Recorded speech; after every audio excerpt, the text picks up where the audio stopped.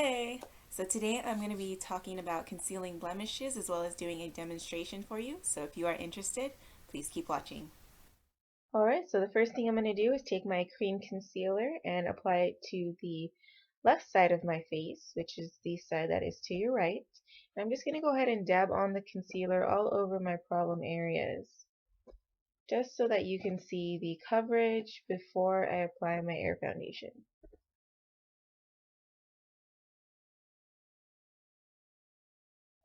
Now the next thing I'm going to do is I'm going to conceal the other side of my face with my Airbrush makeup. And here I'm just using dark golden beige, which is my normal foundation shade. And I'm just going to go ahead and conceal like so.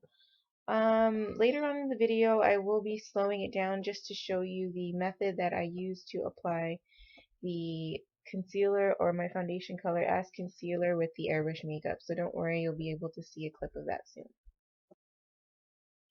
So once I finished concealing, I went ahead and applied my air foundation the way I normally would, and this is the end result, showing the coverage on both sides with the cream concealer and the air concealer. Okay, so as you just saw, there are two ways to conceal any blemishes or imperfections you may have on your skin at the moment. One is with cream concealer, the other one is with airbrush makeup.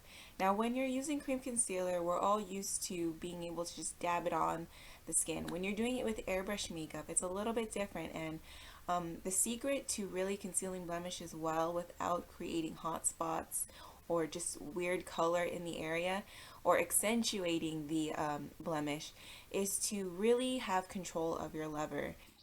Alright, so now I'm going to show you an example on a piece of paper of what you might be spraying when you're trying to conceal blemishes.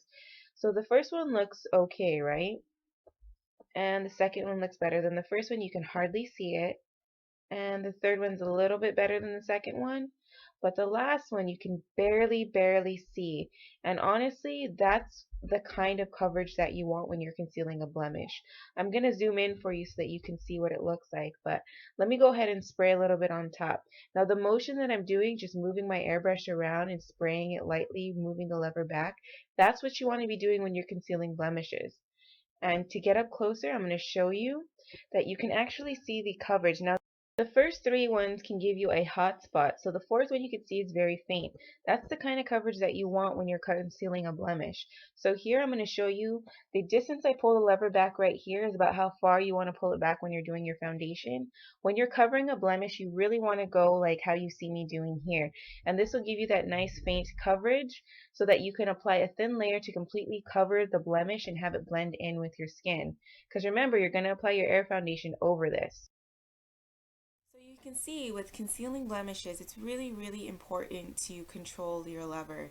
It does take a little bit of practice, but if you have purchased a personal pro kit, you should have a practice color. Go ahead and practice with that on just some blank sheets of paper until you get used to it, and then go ahead and go on your skin. Now it's really important to always keep your airbrush moving and stay very light on the lever. You also want your compressor dial to be at about 10 o'clock. Now it's really easy to overspray or to spray too much with the slip of the lever when your compressor dial is pretty high. And when I say pretty high, I mean like the speed that you usually do your foundation on.